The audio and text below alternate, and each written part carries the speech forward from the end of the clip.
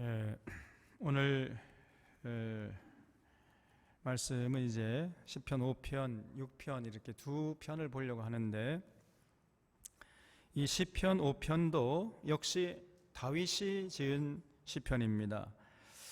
지난주에 봤던 4편은 저녁에 하는 기도, 그래서 저녁 시편이라고 한다면, 오늘 이 5편은 아침에 주로 기도하는 아침 시편이라고 할 수 있습니다. 4편에서 그 핵심 구절, 그럼 지난주에 제가 말씀드렸잖아요. 그 5절 말씀, 시편 4편 5절에 보면 내가 누워 자고 깨었으니 여호와께서 나를 붙드심이로다. 이 구절 정말 이게 참 대단한 구절이죠.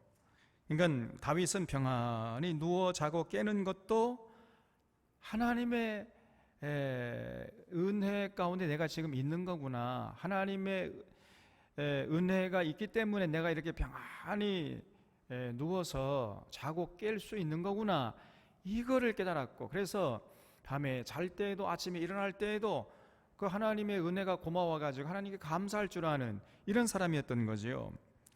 지금 시편 4편의 삶의 자리는 어떤 상황이었냐면요, 우리가 뭐 아무런 문제가 없고 평안한 가운데서 비단잎을 덮고 잘 먹고 잘 사는 가운데서 했던 기도가 아니라 지금 천만인이 몰려와 가지고 자기를 둘러 에워싸고 진치고 있는 상황이었어요. 여러분, 1000만 명이 쳐들어왔다니까요. 1000만 명이 쳐들어와 가지고 다윗 한 사람을 잡으려고 에워싸 가지고 진치고 있는 그런 상황. 그런 상황에서도 내가 평안히 누워서 자고 깨었으니, 이게 하나님이 지금 나를 붙들어 주시는 증거가 아니고 또 다른 증거가 뭐가 있겠느냐, 이런 얘기인 겁니다. 여러분, 지금 이게 얼마나 대단한 거예요. 그래서 평안히 마치 아무리 없는 것처럼 평안히 누워서 자고 깨는 것도 이게 하나님의 은혜구나, 하나님이 지금 나를 붙들어 주시기 때문에 내가 이렇게 평안히 누워서 자고 깰 수 있는 거구나, 이거를 늘 깨달은 사람이에요. 여러분, 우리 공기가 너무 지금 맑은 위에 살고 있기 때문에 이 공기의 고마움을 모르잖아요. 한번 서울 가서 한번 살아봐요. 서울도 여기 청계천 한번 가, 청계천 종로 5가 6가 한번 가보세요. 진짜 이 공기라는 게 소중한 거구나, 이 맑은 이런 지금 광야에 살고 있는 게 이게 얼마나 복된 거구나, 이거를 저절로 알게 되는 거거든요.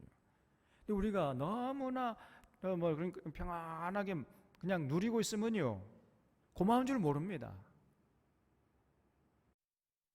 그래서 있을 때 잘해, 그런 얘기 있잖아. 있을 때 잘해.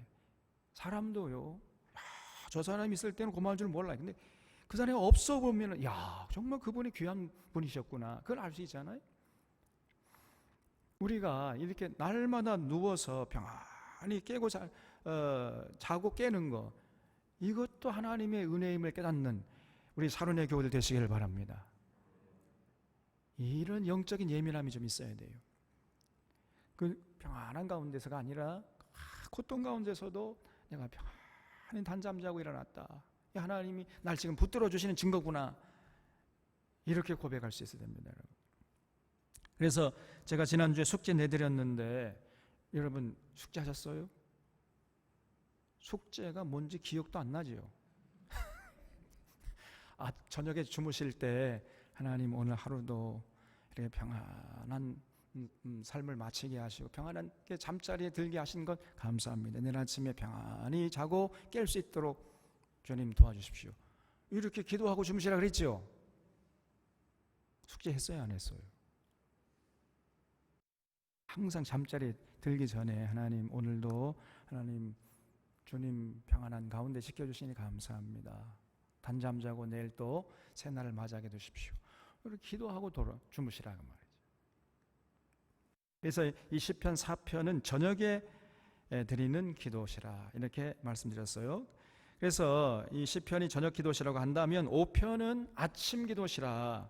그래서 아침에 일어나서 여러분 기도할 때 이 시편 5편을 참조해서 기도하는 게 중요해요. 우리가 시편 5편대로 기도하면요, 정말 여러분 멋진 인생이 펼쳐질 줄을 믿으시기 바랍니다. 그럼 시편 5편이 어떤 내용으로 되어 있는지 궁금해요, 안 해요? 궁금하지요? 그럼 어떻게 해야 됩니까? 읽어보면 되죠. 아, 다윗은 이렇게 아침에 일어나서 기도했구나. 이 다윗이 아침에 일어나서 기도한 내용이에요, 이게. 그 여러분, 우리가 다윗이 하나님의 은혜 가운데 늘 살았던 것을 기억하잖아요. 다윗이요, 다른 것이 아니라 아침마다 이렇게 하나님께 기도했던 거예요, 이게. 그래서 이 시편 5편이 굉장히 중요합니다, 이거. 그래서 우리가 이 시편 5편은 그 선교단체에서 이거를 복음성가로 만들어가지고 불러가지고 또 유명해진 시편이기도 해요. 여러분도 아마 많이 불렀을 겁니다. 그래서 제가 먼저 이 시편 내용을 살피기 전에 찬양을 할 테니까 한번 들어보세요. 여러분 다 알 거예요. 그 방송실 한번 띄워주시기 바랍니다.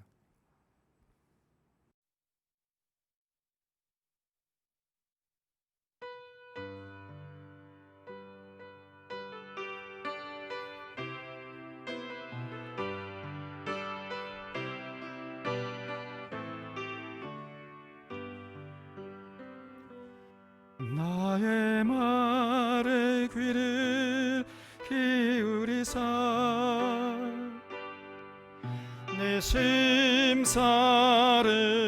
동척하고 부르짖는 소리 들으소서. 나의 왕 나의 하나님,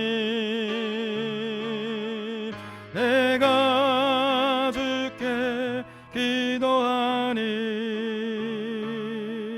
주께서 내 소리 들으시리. 오 주여, 아침에 내가 기도하고 주께 바라리다.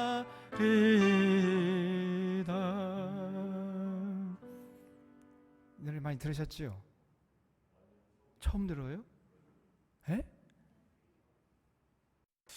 그래요? 처음 듣습니까? 그러면 같이 한번 해볼까요? 같이. 네, 한 번만 같이 한번 해보겠습니다.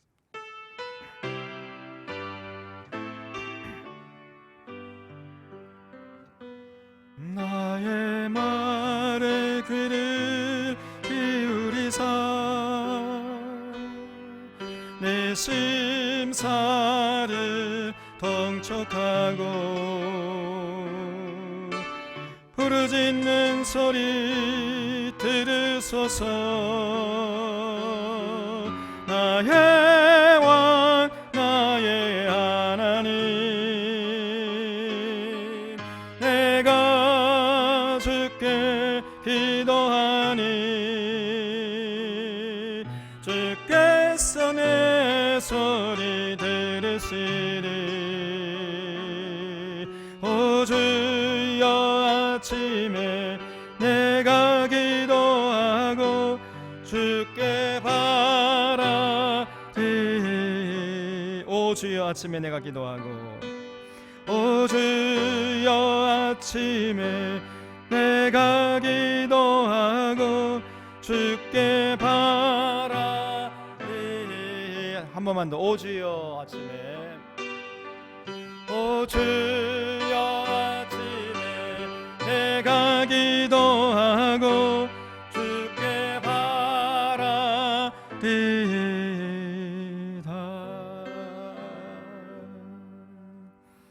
여러분, 아침에 기도하는 것, 저녁에 기도하는 것도 중요하지만은 더 중요한 것은요, 아침에 기도하는 것. 우리가 아침에 기도하고 네 기도한 것을 오늘 하루 이루어질 것을 하나님께 기대하는 겁니다. 아침에 기도한 사람만 오늘 하루 하나님께서 은혜 베풀어 주실 것을 기대할 수 있잖아요. 그래서 아침 기도가 중요합니다. 자, 그래서 다윗이 아침에 어떻게 기도했는가, 그 다윗의 기도 내용이 뭔가 하는 거 한번 살펴보겠습니다. 1절에 여호와여, 나의 말에 귀를 기울이사 나의 심사를 헤아려 주소서. 나의 왕 나의 하나님이여, 내가 부르짖는 소리를 들으소서. 내가 주께 기도하나이다. 여호와여, 아침에 주께서 나의 소리를 들으시리니 아침에 내가 주께 기도하고 바라리이다. 그랬죠?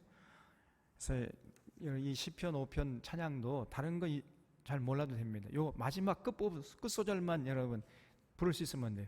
오 주여, 아침에 내가 기도하고 주께 바라리이다.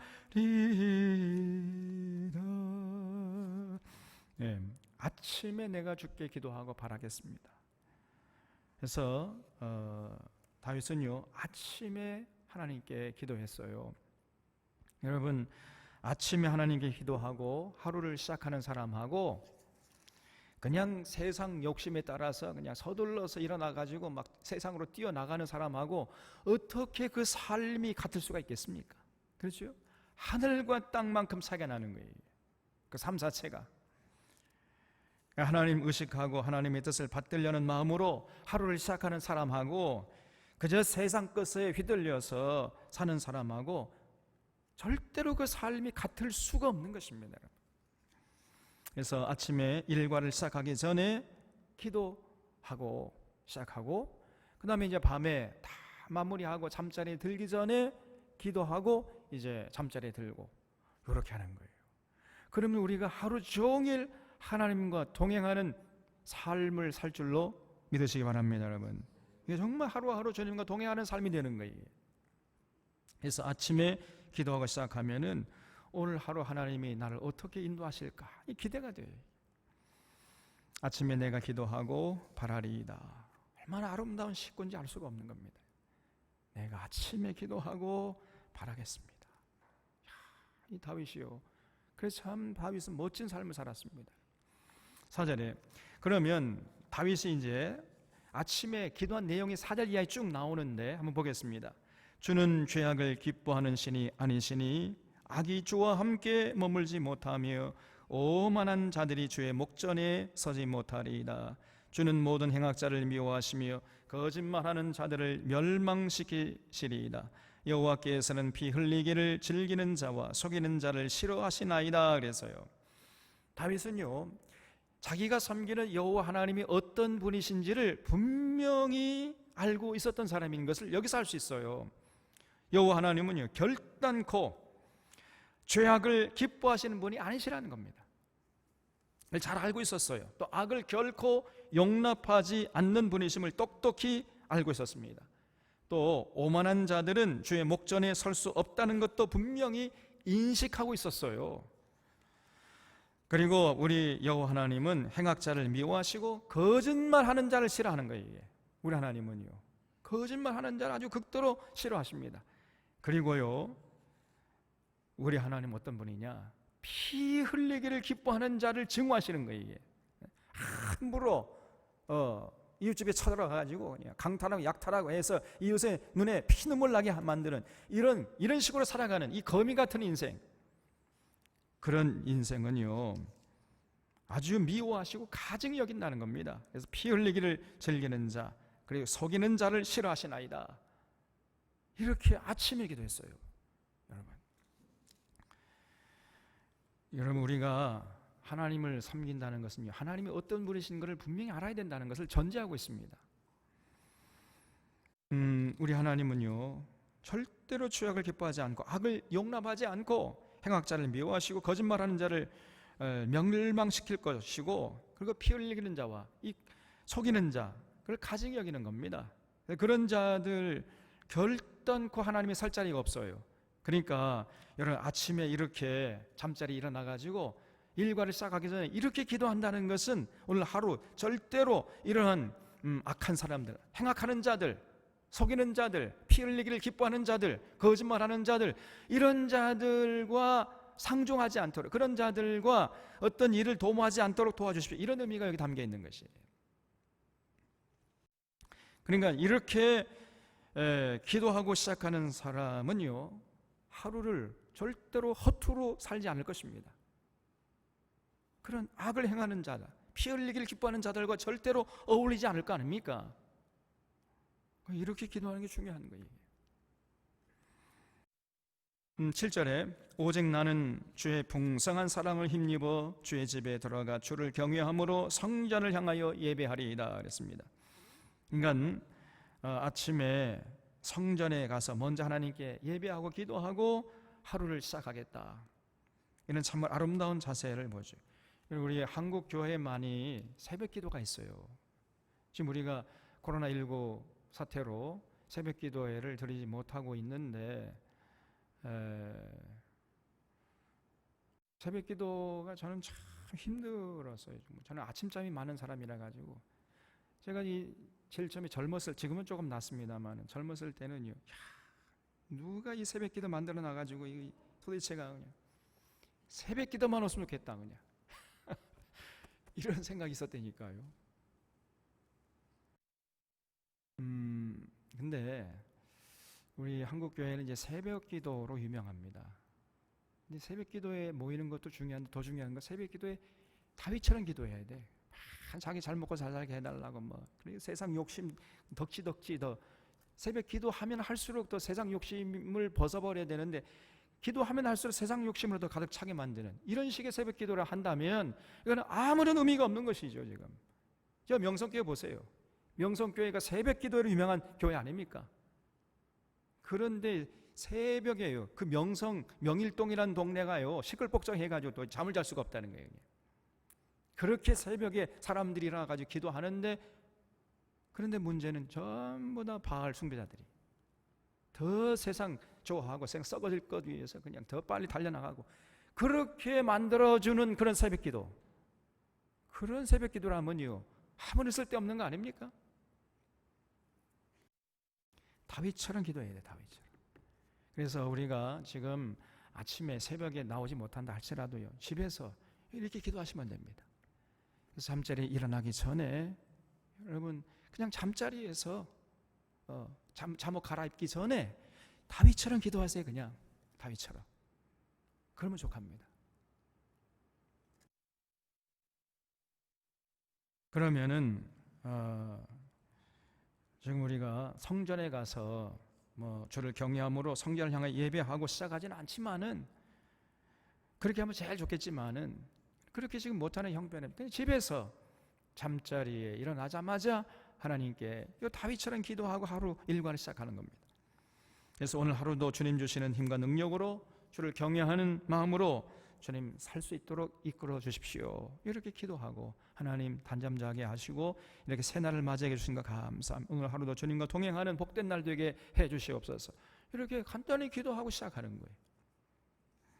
8절에 여호와여 나의 원수들로 말미암아 주의 의로 나를 인도하시고 주의 길을 내 목전에 곧게 하소서.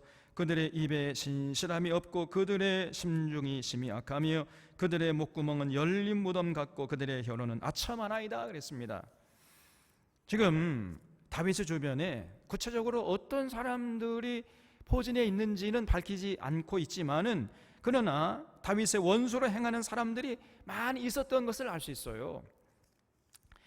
여러분 이 권력을 잡잖아요. 그리고 높은 자리에 올라가잖아요. 그러면 그 주변에 사람들이 많이 모입니다. 사람들이 꼬여요. 그런데 그 권력 주변 언저리에 모여드는 사람들은요 조심해야 됩니다. 그 사람 자체를 사랑하고 존경해서 모이는 것이 아니라 그 사람이 갖고 있는 어떤 권력, 부귀 영화 이런 것을 보고 몰려드는 사람이 대부분이기 때문에 쉽게 말하면 똥파리들이 많아요. 그래서 그 입에 신실함이 없고 그런 사람들이 입에 신실함이 있겠습니까? 어떤 이 마음속에 어떤 꿍꿍이 속에 또 따로 있는데 입에 신실함이 없는 거예요. 그리고 심중에 그 마음이 심히 악하며 목구멍은 열린 무덤 같고 입을 열기만 하면은 해픈 웃음을 흘리면서 아첨하는 이런 사람들이 많았다는 거예요, 이 다윗이. 그래서 그런 사람들에게 절대로 휘둘리지 않을 수 있도록 하나님 도와주십시오. 이렇게 기도하고 하루 일과를 시작했던 거예요, 다윗이. 대단하지 않습니까, 여러분? 그래서 조금 세상 떵떵거리고 사는 사람, 출세한 사람, 또 높은 자리에 앉은 사람일수록 여러분 조심해야 됩니다. 아침에 기도해야 돼. 하나님, 오늘 하루 사는 동안에 입에 신실함이 없고 심중이 심히 악하고 목구멍은 열린 무덤 같고 입을 열기만 하면 해픈 웃음을 흘리면서 아첨하는 이런 자들의 말에 내가 유혹당하지 않도록, 내 마음이 홀리지 않도록, 나뉘지 않도록 하나님 도와주십시오. 이렇게 기도하고 하루를 시작해야 돼요. 이게 정말 중요한 겁니다. 그래서 다윗은요, 늘 이렇게 아침에 기도하고 하루를 시작했기 때문에 다윗은 그런 자들에게 휘둘려 살지 않을 수 있었던 겁니다, 여러분. 아무리 뭐 자기에게 다가와가지고 막 배가 어쩌고 저쩌고 막 아첨꾼들이 입에 그냥 막 꿀 발린 그런 소리를 한다 할지라도 절대로 거기에 혹해하지 않았습니다. 왜냐하면 아침에 기도했기 때문에. 10절에 하나님이여 그들을 정죄하사 자기 꾀에 빠지게 하시고 그 많은 허물로 말미암아 그들을 쫓아내소서. 그들이 주를 배역함이니이다 그랬지요. 다윗은요, 자기에게 다가와가지고 그냥 막 아첨하는 그런 사람들, 그들이 주를 배역함이니이다 이렇게 했어요. 오히려 호의를 가지고 보는 것이 아니라 굉장히 좀 뭐랄까요, 좀 비판적인 눈으로 바라보고 있었던 겁니다. 저 사람 마음속에 무슨 생각이 들어있을까? 참 이 다윗도 피곤했겠죠. 액면 그대로 이렇게 정말 믿을 만한 그런 사람들이 가득 찼으면은 참 좋을 텐데, 여러분, 이 정치 세계라는 권력의 세계가 그렇지 않습니다. 돈이 많고 높은 자리에 올라가면요, 절대로 그렇게 신의로 모든 일을 우리처럼 했다가는요 낭패당하기 십상이에요. 그래도 우리는 우리가 가진 게 별로 없으니까 내게 접근하는 사람이 꿍꿍이 속으로 접근하는 사람이 별로 없어요. 그렇기 때문에 우리는 그냥 액면 그대로 받아줘도 별로 손해가 나지 않는데, 많이 가지고 높은 자리에 앉고 권력을 행사하고 막 그러면요 온갖 사람들이 다 몰려오는 거예요 이게. 그래서 그 사람이 입에 말을 믿을 수가 없습니다, 여러분. 여러분 그런 높은 자리에 올라가 보지 않아 잘 모를 거예요. 저는 조금 좀 저도 높은 자리에 올라간 적이 없습니다만. 그래서 우리가 이렇게 늘 기도한 다윗의 그 기도가 필요한 것입니다. 그래서 그런 자들이 아무리 다가와서 그냥 달콤한 얘기를 속삭인다 할지라도 다윗은 추워도 흔들림이 없었습니다. 왜냐하면 다윗은 영적으로 깨어있고 기도하는 사람이었기 때문이었어요. 11절에 그러나 주께 피하는 모든 사람은 다 기뻐하며 주의 보호로 말미암아 영원히 기뻐 외치고 주의 이름을 사랑하는 자들은 주를 즐거워하리이다. 여호와여 주는 의인에게 복을 주시고 방패와 같은 은혜로 저를 호위하시리이다. 거기 방패와 같은 은혜로 저를 호위하시리이다. 그걸 줄 쳐보세요. 이 말이 정말로 참 멋진 내용입니다. 그러니까 은혜의 방패로 저를 호위하시리이다. 여러분, 우리에게요 반드시 있어야 할 게 뭡니까? 하나님의 은혜의 방패가 있어야 돼요. 그래야 그 원수 마귀의 그 불화살, 그 아첨하는 그런 사람들의 그 속임수에서 우리가 보호받을 수 있다니까요. 하나님의 은혜의 방패로 하나님 저를 호위해 주시옵소서, 이렇게 기도해서 다윗이요.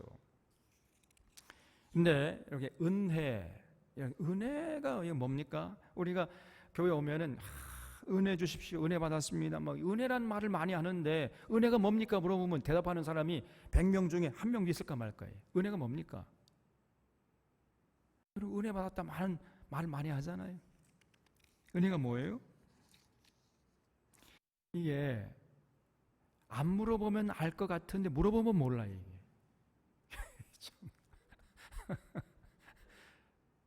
은혜가 뭐냐면요, 지극히 높으신 이의 능력이 나를 덮는 겁니다.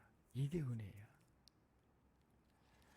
누가복음 1장에 보면은 천사 가브리엘이 마리아에게 수태고지를 하는데 30절 보면은요, 누가복음 1장 30절 보면 천사가 이르되 마리아여 무서워하지 말라, 내가 하나님께 은혜를 입었느니라. 보라, 내가 잉태하여 아들을 낳으리니 그 이름을 예수라 하라. 그가 큰 자가 되고 지극히 높으신 이 아들이라 일컬어질 것이요 하나님께서 그 조상 다윗의 왕위를 그에게 주시리니 영원히 야곱의 집을 왕으로 다스릴 것이며 그 나라가 무궁하리라. 마리아에게 하나님 지극히 높으신 이의 능력이 덮었다는 거예요. 그래서 이제 메시아를 잉태하게 됐다, 성령으로 잉태하게 됐다, 이렇게 수태고지를 하니까 마리아가 천사에게 아니 나는 남자를 알지 못하는데 어찌 이런 일이 내게 있겠습니까? 이렇게 되물었어요. 그때 가브리엘이 하는 말이요, 그게 중요합니다. 성령이 내게 임하시고 지극히 높으신 이의 능력이 너를 덮으실 것이다. 이러므로 나실 바 거룩한 이는 하나님의 아들이라 일컬어지리라 그랬어요. 지극히 높으신 이의 능력이 너의 생각과 내 마음과 내 육체를 덮어버릴 것이다. 여러분, 이게 은혜입니다. 이게 하나님의 은혜예요. 하나님의 지극히 높으신 그 능력이 내 마음과 생각과 내 육체를 덮는 겁니다. 이런 하나님의 은혜가 우리 샤론의 교우들의 삶에 함께 하시길 바랍니다, 여러분. 언제나 매일매일. 그래서 이 하나님의 은혜의 방패를 가지고 세상을 살아가는 이런 여러분들이 되시기를 바랍니다. 이런 은혜의 방패를 가지는 자들은요, 겉으로는 양의 탈을 쓰고 있지만 속에는 노력하는 이리가 들어있는 자들, 그런 자들에게서 보호받을 수 있어요. 이 은혜의 방패가 얼마나 우리에게 중요하냐 말이에요. 그래서 다윗이 하나님 은혜의 방패를 제게 주셔서 그런 악한들, 악행을 행하는 자들, 피 흘리길 좋아하는 자들, 거짓말, 입을 열기만 하면 거짓말하는 자들에게서 나를 보호해 주시옵소서. 나를, 은혜의 방패가 나를 호위하시리이다, 이렇게 노래하고 있는 겁니다. 그래서 우리에게도 이런 은혜의 방패가 있어야 돼요. 근데 문제는 교회가 자꾸 하나님의 은혜를 싸구려 은혜로 전락시키는 데 있는 겁니다. 그저 아무에게나 구원받았다고 선포해버려요. 그래 아무에게나 그냥 세례 줘버립니다. 여러분, 세례 주려면요 굉장한 준비 과정이 있어야 돼요. 그래서 그 세례 받고자 하는 그 사람에게 분명한 중생의 체험이 있어야 됩니다. 그리고 내가 이제부터 나는 죽었고 내 안에 예수 그리스도께 산 것이다. 이제 내가 사는 것은 나를 사랑하신 나를 위해서 자기 몸을 버리신 그 예수 그리스도를 믿는 믿음 안에서 내가 살 것입니다. 이런 신앙 고백이 있어야 돼요. 그런 결단이 있어야 됩니다. 그래서 중생에 체험하고 하나님의 자녀로 살겠다는 결단이 선행될 때 그런 사람에게 세례를 조심스럽게 줘야 돼요. 그냥 아무나 줘버려요. 세례 줘버리고 또 뭐 이제 집사 직분 줘면 우리 교회 못 떠나겠지 뭐 이래가지고 목회자의 어떤 그 목회 성공이란 이 야심에 의해서 함부로 그냥 세례와 구원을 남발해 버립니다. 아무에게나 줘버려요. 그래서 하나님의 은혜를 싸구려 은혜로 전락시키는 이러한 짓을 하고 있어요. 여러분, 이런 싸구려 은혜야말로 교회를 병들게 하는 치명적인 죄악인 것입니다. 요즘 교회가 은혜를 너무 쉽게 말하기 때문에 오히려 하나님의 은혜를 모독하고 있는 경우가 있습니다. 하나님의 은혜라는 말 속에는요 정말 거기에 굉장히 많은 것들이 들어있거든요. 거기에는 우리 하나님의 아들이 십자가에 달려 돌아간 비극적인 사건이 있고, 그리고 그 사건을 통해서 하나님께서 우리 인간에게 보여주신 그 지고지순의 사랑의 극치가 거기에 담겨 있는 것입니다. 이게 하나님의 은혜예요. 그런데 하나님의 은혜가 내 생각과 내 영혼과 내 육체를 덮는 이것이 하나님의 은혜인 것입니다. 함부로 내가 하나님의 은혜 받았습니다, 오늘 은혜 많이 받았습니다, 이런 말 쉽게 하지 마세요. 좀 하나님 은혜 주지도 않았는데 자기 은혜 받았다는 거예요 그냥. 그래서 벌써 하나님의 은혜를 해프게 남발하는 목회자나 입에 올리는 성도는 문제가 있는 겁니다. 그 보네포 목사님은 하나님의 은혜는 아주 값비싼 은혜인데 교회가 하나님의 그 값비싼 은혜를 값싼 은혜로 전락시키고 있다, 그러면서 한탄했어요. 여러분, 이 하나님의 은혜를 논하려면은요 거기는요 굉장한 결단과 또 중생의 체험이 있어야 돼요. 그럴 때 하나님의 은혜를 논할 수 있는 것입니다. 지금 이 시편에서 이 다윗이 말하는 그 은혜, 그 원어를 보면은 헬란말로 라촌이라고 해요. 라촌인데 이거는 하나님이 나를 너그럽게 대해주셨다 이런 뜻이에요. 그렇기 때문에 이 은혜의 방패라는 것은 하나님이 우리 인간을 너그럽게 대하시고 그런 너그럽게 대하시는 그 하나님의 그 호의는 어떤 힘이라도 절대로 끊을 수 없다는 이런 고백이 전제되어 있는 겁니다. 그래서 바울이 말하기를 로마서 8장 38절 39절에서 이렇게 고백하죠. 내가 확신하노니 사망이나 생명이나 어떤 피조물이라도 우리 주 그리스도 예수 안에 있는 그 하나님의 사랑에서 끊을 수가 없다. 이게 진짜 하나님의 은혜예요. 이런 은혜의 방패를 가진 사람은 정말 세상에 나가서 당당하게 살아갈 수 있는 것입니다. 이런 은혜의 방패를 가졌기 때문에 다윗이 그렇게 참 많은 원수들 대적들이 일어나고 굉장한 일들이 있었습니다마는 그러나 용기 있게 담대하게 당당하게 헤쳐나갈 수 있었던 거예요. 이 은혜의 방패, 이게 중요합니다. 여러분. 하나님이 나를 지켜보시고 나를 권능의 오른손으로 붙잡아 주고 계시고 하나님께서 그 권능의 손을 들어서 내 삶을 지키시고 보호하신다. 이 은혜의 방패가 내게 있다. 이런 믿음을 가졌던 사람이 다윗이었어요. 여러분, 여기에 기독교가 있는 겁니다. 이 불교적 사고를 가지고서는 이게 도저히 이해가 안 되고 설명할 길이 없는 거예요. 이게. 여러분, 불교는요, 불교의 목표가 뭐지요? 내가 뭐가 돼야 돼? 부처가 돼야 돼. 내가 부처가 되는 겁니다. 내가 부처가 되려고 그렇게 끊임없이 수양을 쌓으려고 하는 거예요. 그래서 내가 부처가 돼야 돼. 그 108번뇌에서 벗어나가지고 내가 스스로 내 능력을 가지고 이제 그런 세상 사는 동안에 108번뇌에서 벗어나서 내가 부처가 되겠다. 그러려고 그렇게 그냥 고행정진하고 수양을 쌓고 그렇게 하려고 하는 것입니다. 그러나 기독교에서는요, 내가 부처가 되지 않아도 내가 내 속에 어떤 그런 굉장한 세상적인 고통을 끊어낼 수 있는 능력이 없다 할지라도 하나님이 나를 붙잡아 주시고 하나님의 은혜를 내가 공급받을 때 얼마든지 그런 세상적인 어려움과 고통을 이겨낼 수 있다. 이것이 기독교인 것입니다. 여호수아를 보세요. 여호수아가 이제 모세의 시종이었잖아요. 그러다가 모세의 후계자가 되었을 때 굉장한 두려움이 엄습해왔습니다. 야, 200만 명이 되는 저 사람들을 어떻게 내가 내 능력을 가지고 가나안 땅, 그 적과 꿀이 흐르는 땅까지 이끌어낼 수 있을까? 굉장한 어떤 그 책임감과 두려움이 몰려왔던 거예요. 그때 하나님께서 임하셔가지고 여호수아야, 너 걱정하지 마라. 너 마음을 강하게 하고 담대히 하라. 두려워하지 말고 놀라지 말아라. 왜냐? 내가 너와 함께 하겠다. 그렇게 말씀하셨습니다. 이 하나님의 은혜입니다. 그러면서 한 가지 딱 조건을 내밀었죠.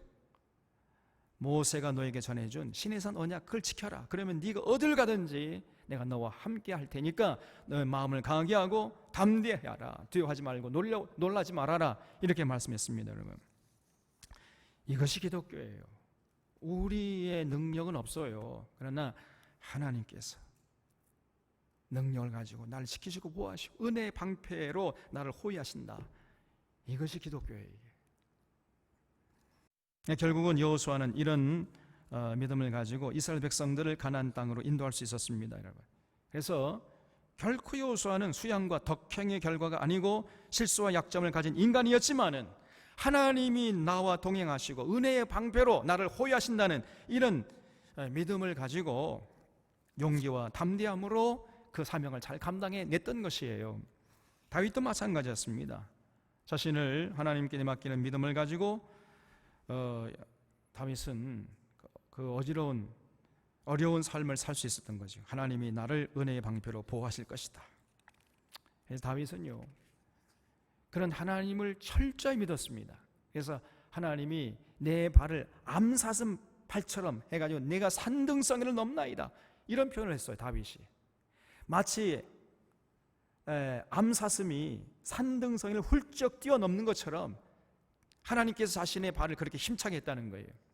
은혜의 방패로 자신을 둘러가지고, 그래서 모든 것을 이겨내게 하셨다면서 이렇게 고백하고 있는 것을 보게 됩니다. 그래서 이렇게 은혜의 방패를 가지고 하루를 시작하는 사람과 그렇지 못한 사람, 절대로 그 삶이 같을 수가 없어요. 자, 그러면 우리 사랑하는 사랑의 교우님들도 반드시 은혜의 방패가 필요하겠지요? 은혜의 방패를 가지고 싶으시죠? 은혜의 방패가 있어야 되겠습니까? 없어도 되겠습니까?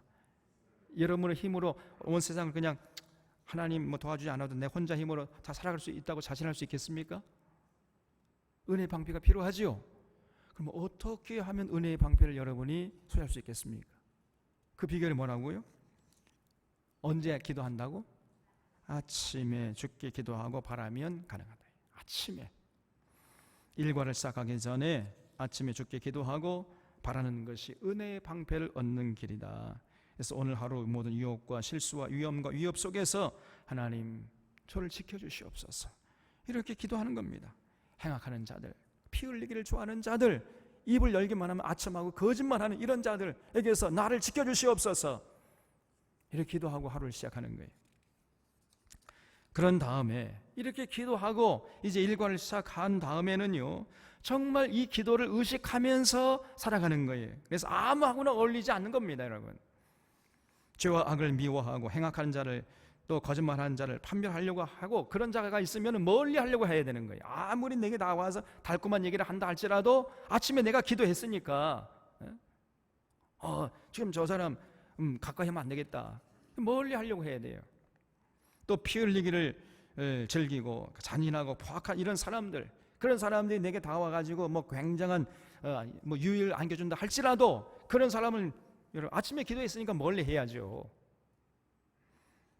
그래서 여러분 우리가 아침에 기도했으면은 또 기도한 대로도 살아야 돼. 그래서 기도가 삶이 되고 그렇게 살아가는 삶 자체가 그것이 바로 기도인 것입니다, 여러분. 그래서 제가 늘 말씀드리잖아요. 기도는 반드시 기도의 내용이 삶이 되어야 되고 기도의 내용이 우리 삶 속에서 육신이 되어야 됩니다, 여러분. 그리고 그렇게 기도한 대로 살아가려고 하는 그 삶 자체가 그것이 바로 위대한 기도예요. 그게. 우리 사랑하는 사랑의 교우님들은 이러한 신앙과 삶이 절대로 유리되지 않고 분리되지 않고 일치되는 하나 되는 이런 위대한 신앙인이 되어주시기를 주님의 이름으로 부탁드립니다, 여러분. 그래서 은혜의 방패가 필요한 것은 교회당이 아니고 우리 삶의 현장이에요. 가정과 직장과 사업장과 인간관계 속에서 하나님의 은혜가 방패가 필요한 것입니다. 우리의 일상생활 속에서 온갖 악과 위험이 상존하고 그것들과 싸워야 하는 이 세상, 우리 삶의 자리에서 진실로 은혜의 방패가 필요한 것이에요. 그래서 그런 은혜의 방패를 가지고 하루하루 세상에 나가서 살아가는 이런 자들, 그런 자들은 정말 날마다 승리하는 삶이 될 수 있고요, 당당하게 담대하게 정말 복되게 가치 있게 살아가는 인생이 되는 겁니다. 그래서 여러분들 오늘 우리 찬양 마지막 끝부분 끝소절만 한번 해볼까요? 오 주여 아침에 내가 기도하고 주께 바라리다.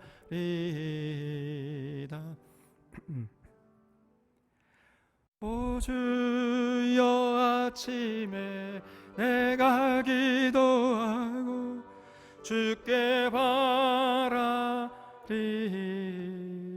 다시 한번 오 주여, 오 주여 아침에 내가 기도하고 주께 바라리다.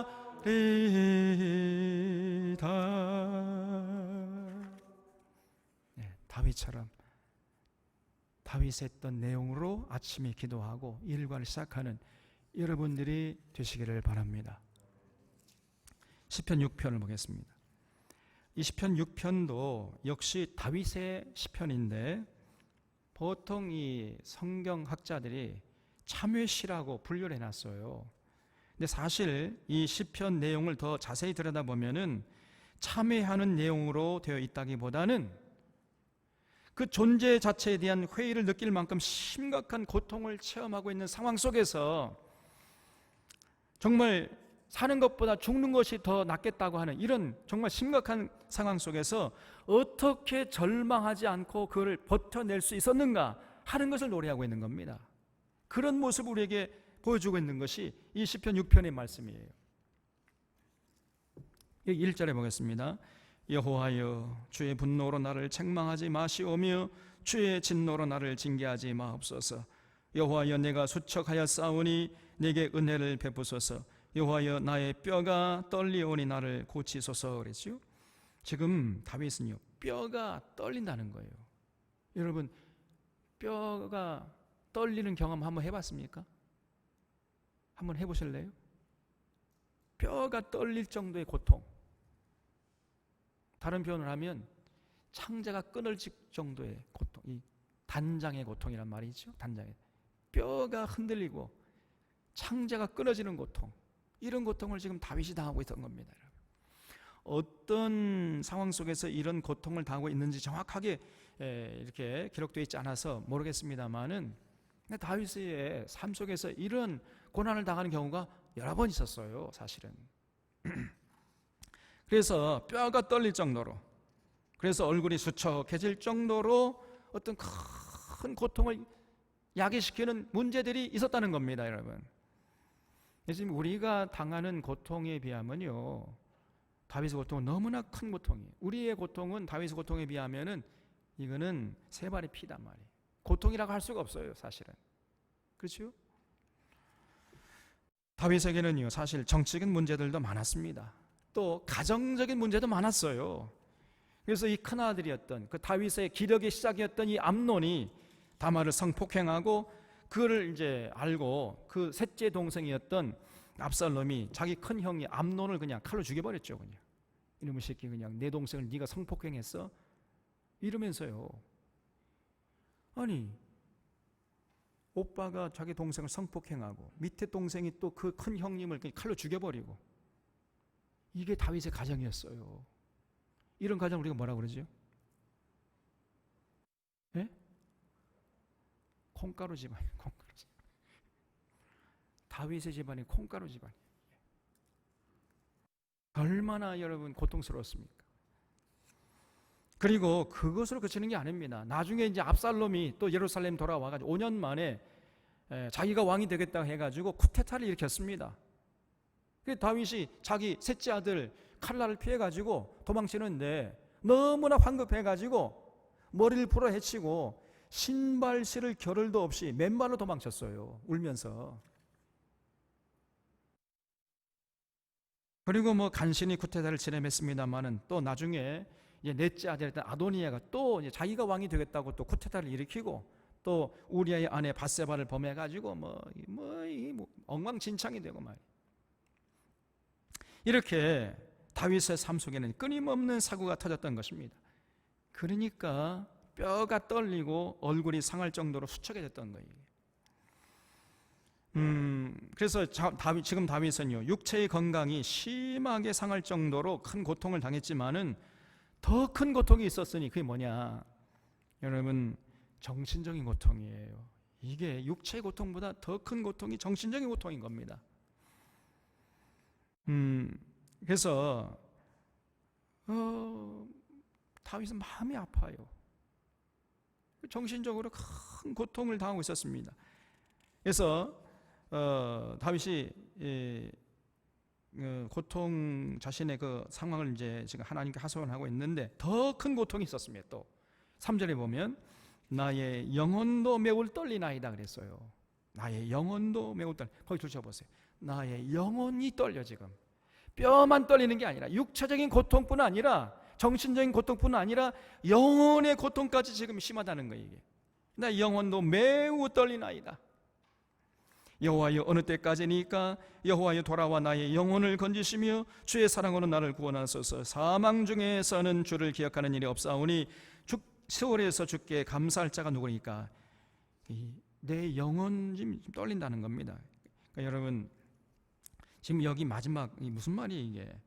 사망 중에서는 주를 기억하는 일이 없사오니 수월에서 주께 감사할 자가 누구니까? 무슨 말이냐면, 하나님, 제가 죽어버리면 하나님께 감사치도 못하지 않겠습니까? 그러니 하나님 제발 저를 버리지 말고 살려주시옵소서. 이런 얘기입니다 지금 이게.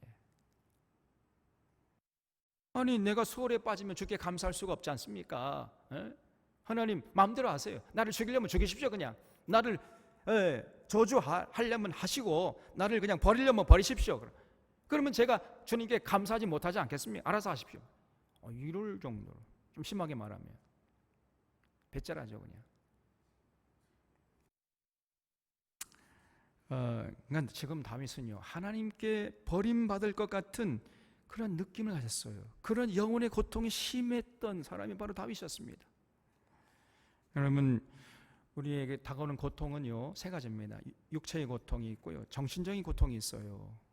그 다음에 영적인 고통, 세 가지 고통이 있는데 이 세 가지 고통 중에서 가장 큰 고통이 어떤 고통일까요? 영적인 고통이에요. 육체의 고통은 제일 핫발이에요. 정신적인 고통이 굉장히 큰 겁니다. 그래서 사람들, 연예인들이 왜 자살합니까? 그 인기를 많이 누린 연예인들이 왜 자살하는 거예요? 에? 정신적인 고통이 심하기 때문에. 악플을 달아보세요. 그럼 내가 사람들에게 인정받지 못하고 버림받았다. 이런 정신적인 고통이 삶의 의욕을 완전히 꺾어버리는 거예요, 여러분. 육체적인 고통은 별거 아닙니다. 정신적인 고통이 굉장히 심한. 근데 이 정신적인 고통보다 더 심한 고통은 영적인 고통. 내가 하나님에게 버림받으면 어떡할까? 그 두려움에서 오는 고통, 이 가장 큰 고통이에요. 지금 다윗에게 그 영혼의 고통이 몰려왔다는 거예요. 이 영혼이라는 말은 참 이게 추상적인 개념이에요. 근데 인간에게는요 영혼이라는 것이 분명히 있습니다. 인간에게만 있어요. 이런 짐승들에게는 영혼이 없습니다. 영혼은요 한마디로 말하면 하나님과 접촉할 수 있는 인간의 지성소라고 정의할 수 있어요. 인간이 하나님을 만날 수 있는 그 지성소가 어디 있냐? 이 영혼이야. 영혼이 하나님을 만나는 인간의 지성소란 말이에요. 그러니까 하나님께서 우리 인간을 만나준 장소가 바로 이 영혼이라는 장소란 영혼. 그 영혼이 어디 있습니까? 우리 육체 중에서 영혼이 어디 있을까요? 생각하지 않으셨죠? 안 해보셨죠? 이 인간의 영혼이 어딘가 있어요. 여기에 바로 거기서 하나님을 만나는 장소가 되는 거예요. 인간에게만 영혼이 있습니다. 다른 피조물이 없어요. 그렇기 때문에 다른 피조물들은 하나님을 찾지 않아요. 그러나 인간은 영혼을 가지고 있기 때문에 하나님을 찾습니다. 그래서 기도는요 영혼의 호흡이라고 하지 않습니까? 기도하지 않으면 영혼이 그냥 질색에 죽어버려요. 하나님의 말씀을 듣는 것도 일종의 우리 영혼의 활동이라고 할 수 있습니다. 우리 하나님 말씀을 잘 안 들어보세요. 우리 영혼이 죽어버립니다, 여러분. 그래서 이 영혼이 만족하고 평안해야 참 행복을 누릴 수 있는 이런 존재가 인간이에요. 그래서 반대로 하나님과의 관계가 원만치 못해가지고 영혼이 평안치 못하면, 그래서 하나님께 버림받을 것 같은 이런 두려움이 엄습하거나 아니면 하나님의 존재조차 인식하지 못하고 살아가는 이런 사람은 절대로 행복을 누릴 수가 없는 겁니다. 지금 다윗의 문제는 여러 가지 육체적인 정신적인 고통도 심했지만은 가장 큰 고통은 내가 지금 하나님께 버림받지 않을까 하는 이런 영적인 고통이었어요. 그래서 내 영혼이 떨리나이다 이렇게 고백하고 있는 겁니다. 6절에 내가 단식함으로 피곤하여 밤마다 눈물로 내 침상을 띄우며 내 요를 적시나이다 그랬어요. 여러분 이게 참 시적으로 참 멋있는 표현이죠.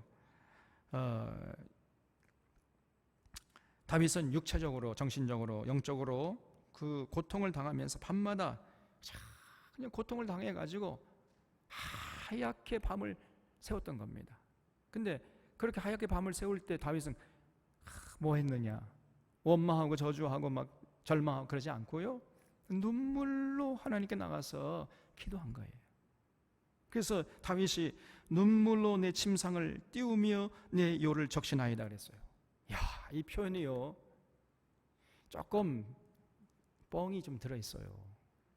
아니 우리 몸에 있는 물을 다 빼내도 침상을 띄울 수 있습니까? 없습니까? 우리가 우리 몸속의 눈물을 다 빼냈다고 칩시다. 그래 침상을 띄울 수 있어요, 없어요?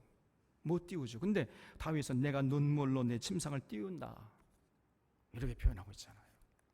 내 요를 적시나이다. 아무리 눈물 많이 흘려봤자 요가 적시십니까? 저는 감기를 이제 환절기가 되면 감기를 종종 앓는데 그 고열 막 39도 40도에 땀이 뻘뻘 흘려도 요가 절대로 적셔지지 않습니다. 그냥 벽에만 조금 젖을 정도 땀이 나고 그 말아버리는데 다윗은 눈물로 침상을 띄운대. 이게 산문이었다면 이게 과장인데 시적인 표현이니까 용납될 수 있는 거예요. 이게 시의 능력이에요, 여러분. 그래서 이 표현은 뭐냐면 그만큼 다윗이 눈물을 많이 흘렸다는 얘기죠.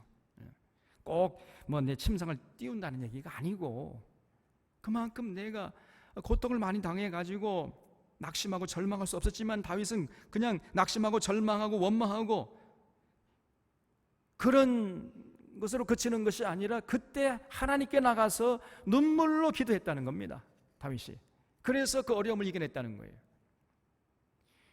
여러분, 눈물로 침상을 띄울 정도로 그렇게 많이 눈물을 흘리면 얼마나 울어야 됩니까? 한번 생각해 보세요. 그 정도로 다윗은 눈물을 많이 흘렸어요. 다시 말하면 그렇게 하나님께 간절히 기도했다는 겁니다. 그래서 여기 7절에 보면 내 눈이 근심으로 말미암아 쇠하며 내 모든 대적으로 말미암아 어두워졌나이다. 지금 눈이 쇠하고 어두워질 정도로 그렇게 큰 걱정과 근심과 고통이 찾아온 그런 상황이었습니다. 거기 내 모든 대적이라고 있잖아요. 내 모든 대적으로 말미암아 내 눈이 어두워졌나이다 그랬죠. 이 내 모든 대적이라는 것은 권력의 주변에 모여든 대신일 수도 있고 아니면 가정에서 속을 썩이는 아들들일 수도 있어요. 지금 이런 자들이 다윗의 마음을 아프게 하고 육체를 아프게 하고 또 영적으로 정신적으로 큰 고통을 안겨주는, 하나님으로부터 내가 버림받은 게 아닌가 두려움이 들 정도로 그렇게 고통스럽게 한 사람들이지요. 그래서 8절에 악을 행하는 너희는 다 나를 떠나라. 여호와께서 내 울음소리를 들으셨도다. 여호와께서 내 간구를 들으셨으며 여호와께서 내 기도를 받으시리로다. 내 모든 원수들이 부끄러움을 당하고 심히 떨미어 갑자기 부끄러워 물러가리로다 그랬죠. 그래서 이런 육체적 고통, 정신적인 고통, 영적인 고통을 다윗은 어떻게 이겨내고 있는가? 다윗은요, 그렇게 고통이 심하면 심할수록 절대로 신세한탄이나 하고 앉아있고 사람들에게 책임을 전가하면서 원망하는 이런 짓 절대로 하지 않았습니다.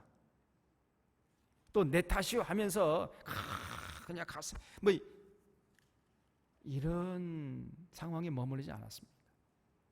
그렇게 총체적인 고통스러운 상황이 엄습하면은 그때 다윗은 항상 주섬주섬 모든 문제를 보따리 전부 싸가지고 안고 나가서 하나님께 기도했네요. 하나님께 눈물로 침상을 띄울 정도로 그렇게 많이 울면서 기도했어요. 여러분, 눈물이 좀 안 하지 않았습니다. 여러분, 이게 다윗의 신앙의 모습이에요. 우리 하나님은요, 눈물에 약하십니다. 눈물에 꼭 기억하시 바랍니다. 눈물로 기도하는 자는 하나님 절대로 외면하지 않으세요. 눈물로. 믿습니까? 그런 분이세요. 여러분, 히스기야가 병들어 죽게 됐잖아요. 그랬을 때 히스기야가 면벽하고 그 물어서 하나님, 저를 버리지 마시고 살려주십시오. 제가 아직 할 일이 많습니다. 근데 사실은 그 희생이 그때 죽었어야 되는데 이렇게 눈물로 기도하니까 하나님 마음이 약해가지고 신방하고 마치고 돌아가 이사야 너 다시 돌아가라. 저 운다 젠장 가서 15년 더 살게 해주겠다고 얘기해줘라. 그래서 살려주셨어요. 하나님이요. 우리 하나님 참 눈물이 약하신 분이세요. 그래서 우리가 좀 눈에 눈물이 그렁그렁해야 돼요. 이 신앙이 건강한 사람의 특징이에요. 다윗은요, 살아가면서 어떤 우여곡절 속에 있으면은 반드시 그 은혜의 기도의 자리로 나갔습니다. 그래서 그냥 울었어요. 여러분, 하나님 앞에 나가면 다른 말이 필요 없습니다.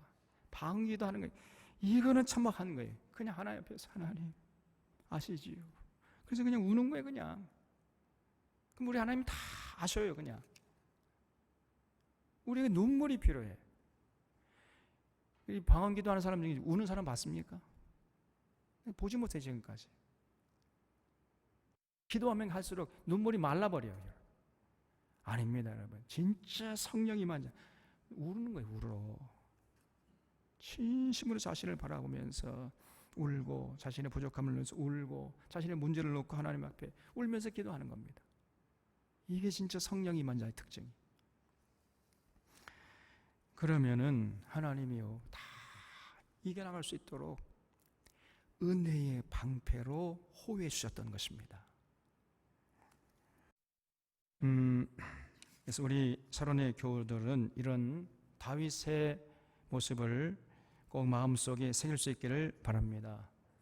아침에 기도하고 또 저녁에 일과를 마친 다음에 기도하고 잠자리에 들고, 그리고 그래서 은혜의 방패를 가지고 살아가는 이런 자들. 그래서 어떤 문제가 생기면 사람 바라보거나 또 상황이나 어떤 형편을 원망하거나 또 좌절하거나 이런 자가 아니라 하나님 앞에 나가서 눈물로 침상을 띄우는 그런 자들이 다 되시기를 바랍니다.